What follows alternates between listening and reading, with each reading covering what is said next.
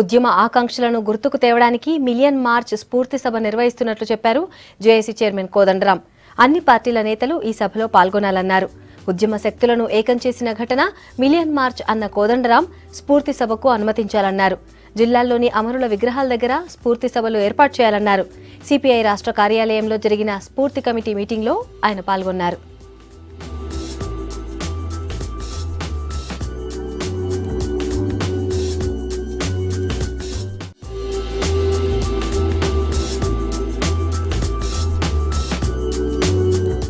Million March స్ఫూర్తిని గుర్తు చేసుకుందామనే పేరుతో ఆ రోజు మేము ట్యాంకు బండపైన మగ్దూమ్ మొహియుద్దీన్ విగ్రహం దగ్గరనే సమావేశం కావాలని అనుకున్నాం.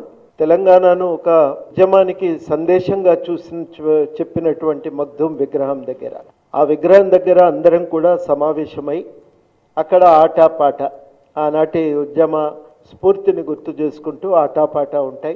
మధ్యాహ్నం 1 గంట నుంచి 4 వరకు పర్మిషన్ అడిగినాం. అదే సమయంలో జరిగింది. ఆ ఆటాపాట అయిన తర్వాత మరి ట్యాంక్ బండపైన ఈ కొస నుంచి ఆ కొస దాకా అందరం కలిసి నడవటం, ఇది ఆ రోజు మేము అనుకున్న కార్యక్రమం.